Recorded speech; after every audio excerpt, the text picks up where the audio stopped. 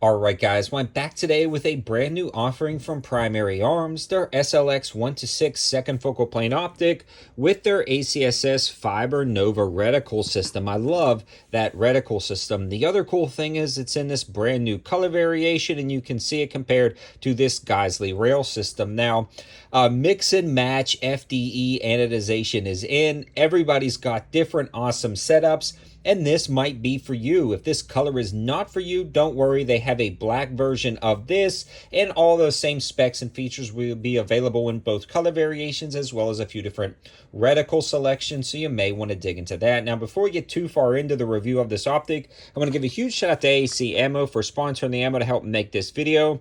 I've been running a lot of their standard 55 grain and 62 grain, but I've expanded into some of their more precision rounds, and they've been working out great. Thanks to these guys for helping out. I'm exclusively running in my 5.56 right now, all of the AAC stuff, but let's dig back in.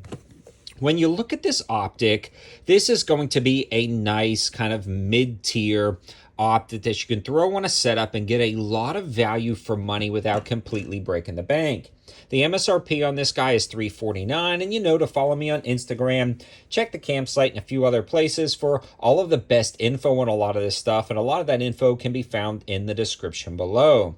Now, in a nutshell, this is a 30mm tube optic with cap turrets, a throw lever, and some flip-up lens covers included in the box. I'm running it on the SLX mount, which is sold separately, and Primary Arms was nice enough to send out the optic and the mount for test and evaluation, and I don't have to send it back, so it'll stay on top of this rifle for some long-term testing. But initially, this has been running absolutely great, and honestly, I've had a lot of time behind the SLX lineup of LPVOs, and I've never had one fail on me.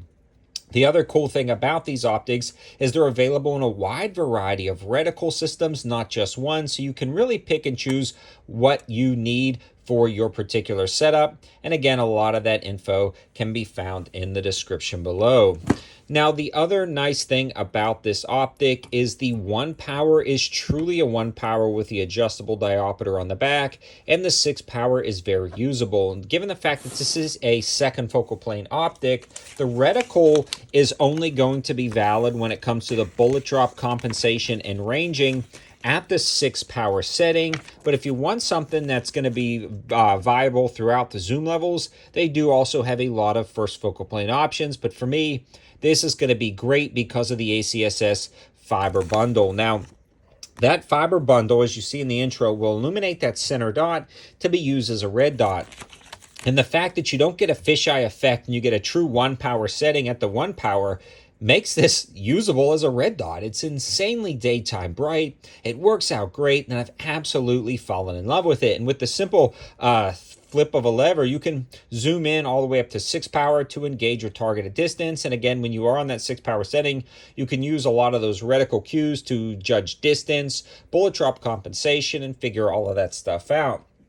There's two variations of the ACSS Nova fiber. There's the standard version, which you see here, which is mill-based. You can throw that on anything. 300 blackout, 762 by 39, heck, even 22, and calculate your drops independently off of mills. Or you can buy the ACSS 556 308 for your 556 or 308 setup and get a good BC bullet drop compensation for that particular round on this optic. I kind of like having the mill standard version just because then you can mix and match and swip around without being caliber specific. The glass on this optic is very clear and comparable with other optics in its price range. The eye box and eye relief, on the other hand, is not comparable to other optics in the price range. It's better. It's absolutely better. The eye box and eye relief is great. It's amazing, and it's really nice. The eye box is how far left, right, up, and down you can be without losing focus. Very generous, very forgiving. And the eye relief, how far close up or far back, is also very generous on this optic. You get a pretty decent field of view, and overall, I just really, really like the quality of the optic, the quality of the glass, and the build quality. You do have the side illumination right here. You will just cycle through that illumination. One thing on the SLX lineup is you do not have an off position in between each of these illuminations. Sometimes that's nice, but for me, using this during the bright sunlight, I'm keeping it on the 0 and then instantly cranking it to 11 and using it as a red dot. And if you feel like it, you can turn that off and really use that blackout reticle system as a sort of pseudo red dot, in the sense of it's at the 1 power setting. You can easily make it out and engage your target effectively. This has been working out great up close and far away. For me, this type of optic is going to be perfect for the guy who primarily shoots 100 yards and in, but wants the capability of taking it out to a distance.